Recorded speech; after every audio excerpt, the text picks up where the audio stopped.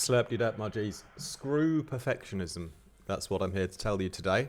The biggest thing that made the most impactful change in my music producing journey was when I truly started making music for myself and not for other people's validation, other people's opinion. Stopped chasing record labels. I stopped chasing like any other person, and completely got the satisfaction from my music purely from whether I liked it or not. Okay, I've made 7 tips today. We're going to do comments at the end today. 7 practical tips on how you can focus less or avoid the problem of perfectionism. Because I think it's normal that we want other people to like our music. Sometimes our music is already really, really good, and we just want someone else to be like, oh yeah, I love that, that's great, And sometimes I've actually had like classes with students, and they've come into the class with like just an absolute banger, like a really, really great track, and I'm like, okay, how can I help? Because it's already so good. And I do feel like sometimes people just want, like, they just want someone to tell them that they're doing a good job, which is fine. But what if you can like get all of that yourself? There's something that I think has really, really helped me the most in my journey is like not valuing what someone else thinks of my track, and really just valuing what I think of it. And even like old tracks that I've finished like years and years ago, but at the time I didn't really think they were that great. I actually listen back to my old tracks that are not even that good, and I still really enjoy them, and I just see them as part of my journey of evolving as a producer. So even though I made loads of mistakes, like I still actually enjoy the track sometimes. I'm like, oh, that was a really cool idea. So having a bit of a more positive mindset even when your tracks aren't perfect also really helps. But anyway, my 7 tips, practical tips. Number 1 is only takes one song to pop. So in my opinion, I don't think there is really, like these days, like I'm not really of the opinion that you need to have this super clean reputation of every song you put out is like a masterpiece. Of course you've got people who are generally like that, and that's great, but I think in this current like climate of saturated music and content overload, I really think that if you had like one song that just absolutely popped and was like really well marketed, for example, then like no one really is going to care about all your other tracks that you've been releasing before. Like they might listen to them, they might not. But if you're just going to like have a load of tracks and like not even publish them or not even put them out there for the fear of like them not all being perfect, then it's kind of a bit of a shame really, because realistically, if you do get that one song that really does well for you, that's going to help you way more anyway. And so it doesn't really matter that you've got a whole catalogue of songs that are not absolutely your best work. It's not going to hinder you in any way, in my opinion. So you might as well just put your tracks out when they're finished anyway. That's what I do anyway. So the second tip is a personalized creative goal. So tying into this whole thing about like wanting others to love your music, wanting to be praised by other people, and have them say, oh, this guy is like doing the best work right now, he's so cool. Having a personalized creative goal for the song is what really motivates and inspires me. Yeah, so that's really where I get my joy and my satisfaction from, is like creating a goal for the track and then achieving that goal. Like the last track I did with Charmer was like, I want to make a cool, like weird snake charmer Marrakesh, Morocco inspired sound track with a lot of tension and weirdness to it, and I achieved that goal, and that's great. At that point, I'm done with it. I'm happy with it. If you want to support it on Bandcamp, feel free. If you want to stream it on Spotify 1,000 times and make me $3 or something, feel free. But either way, my goal was already accomplished. I set out to make a particular song. I did it. I'm happy with it. I like it. I rave out to it. So it's all good. The next thing is, my next tip is the 99% rule. So this applies to everything from mix down, sound design, and also to mastering. I know that it will never be 100% perfect. I know that when I publish it, there'll be like one little thing that I'll be like, oh, I should have turned that up like 0.3 dB. It always happens. So, when you're focused on the vibe of a song and does it make you dance? Does it make you have a little jig? You having fun with it? Great. Get it 99% perfect, mix down wise, composition wise, mastering wise. Aim for 99%, but you'll never actually hit 100%, so don't worry so much.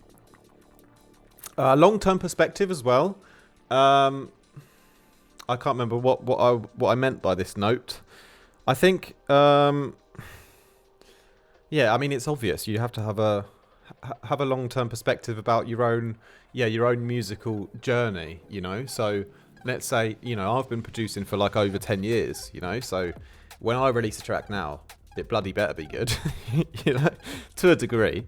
But if you've only been producing for even 2 or 3 years, don't worry so much if it's not that great yet. Because really, the thing with music production is, some people will pick it up like straight away, and we curse those people. We light the candles, and we pray to our Father below. No, I'm just kidding. Some people just pick it up super, super quick, and we hate them.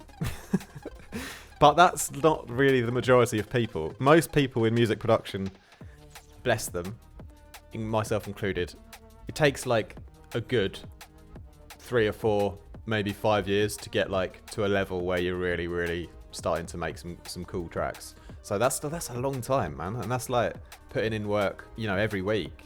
So it's really it takes ages, man. So long-term perspective, remember that. So if you're in year 1, year 2, year 3 of producing, or you've come away from producing, you've put the mic down for a bit, you're picking the mic, you're dusting off the mic again, just remember that your tracks aren't going to be that great yet, and that's cool. You just gotta, that you don't want to, moving into my next point, no comparison. So obviously you don't want to be comparing yourself with someone who's a professional who's been doing it for 10 or 15 years when you're at year 2 or year 3 and you're just sort of getting there, getting to grips with it still. So long-term perspective always. But yeah, no comparison. Flame is fleeting. Fleeting is fame. Yes. So obviously some people have been around for donkey's years and they're still making bangers. I think of, Chase and Stayers, they've been around for quite a while and now they're even blowing up even more again. And, you have these odd exceptions, but there'll be loads of tracks that just are by underrated artists that have just absolutely smashed it and they're way better than yours. And you're like, who is this person? Why are they so good? And just go away, But the thing is that fame is fleeting, for everyone. Even people might have their little moment of joy for longer than others, and that's great.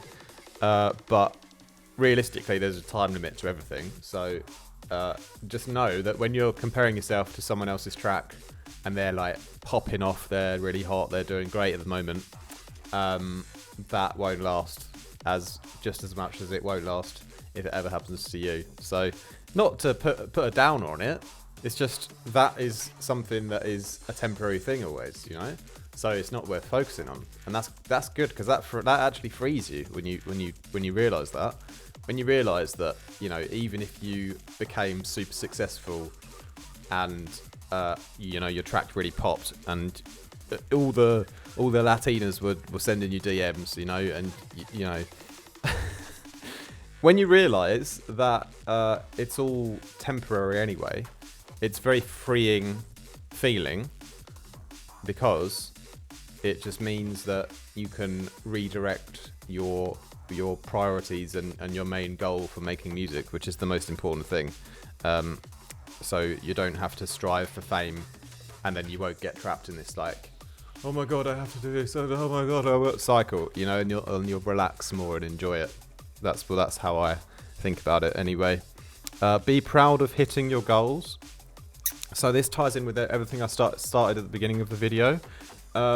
Yeah, really, you want to get to a mindset where you're creating goals for yourself, be it with with one particular song or a number of songs that you want to finish, and then you're hitting those goals, and then that's what's giving you the satisfaction that you've set out to do something, you've done it, you've achieved it, you pat yourself on the back, you're validating yourself, and that's really what should be making you feel fulfilled and feel most proud.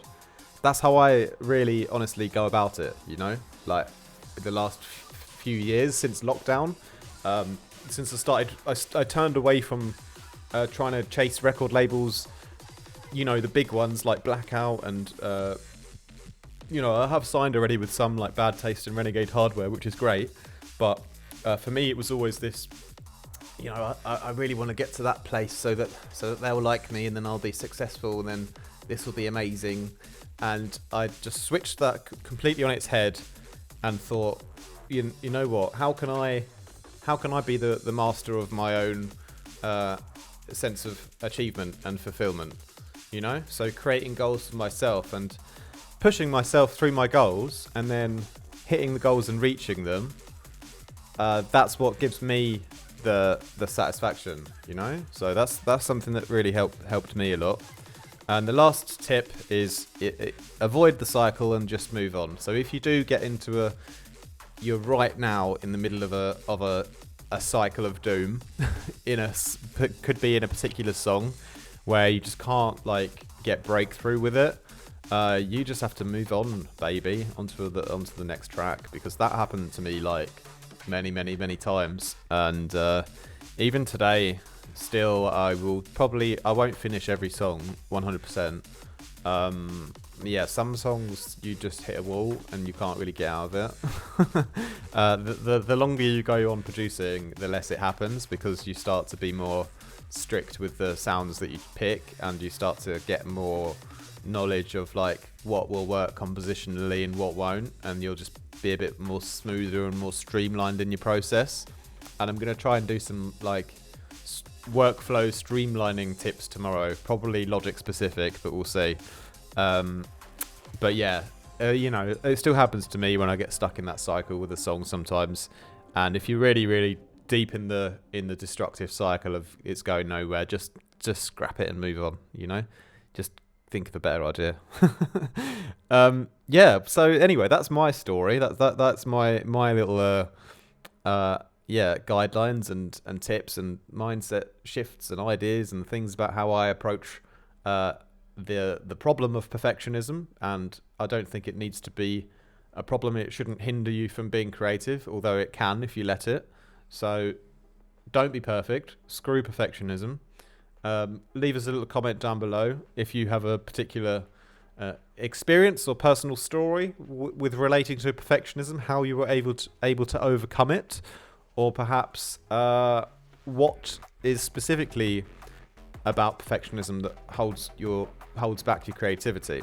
So let us know in the comments down below. Let's have a friendly conversation. And yeah, thanks for watching as always. I will read a couple of comments from the last video. I Am Protoss says, I did a little video yesterday about ideas for second drops. Okay.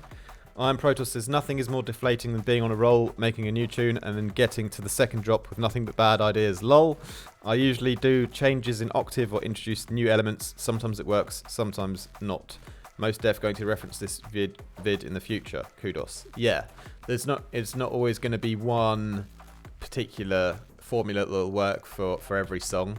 You're just going to have to, spend a bit of time just moving some things around until you find a cool groove, cool new idea for the second drop. NZ Audio says, removing stuff can also make an impact. That's absolutely 100% true.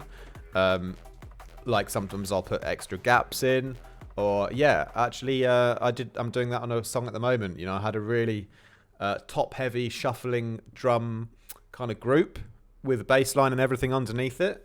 And then for another section later on in the track, I just took away all of the percussion and just stripped it back to the basics, just the kick and the snare and the bass. and it freed up so much new creative ideas in the track for another section. So yeah, just remember it's as good often to take elements out as it is to add new ones. So yeah, great tip. Tristan says, great video, thanks for the tips.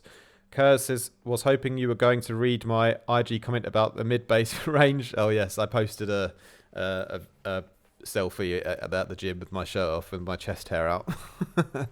I am stuck on the second drop and the timing on this is perfect. Big ups, thank you. My G, happy Easter, says DMZ. This is so me kind of type moment while still working on the second drop, being 2 days. Okay. And you give us this. Thank you. You're welcome. You know, if you guys have any great questions in the comments that I can make a video about, I'll happily do that if it lines up with something that I feel like I have knowledge to share on the matter. Anyway, thanks for listening to my rambling again. Sorry I didn't throw any fruit around. Sorry there's no Bible verses today. And yeah, just sorry that I'm an idiot, and I should probably stop being so British and apologising for things I haven't done. I love you guys. Have a great rest of your week, and I'll be back with some more logic or door specific workflow tips tomorrow. So I'll see you guys then. Peace out. Much love.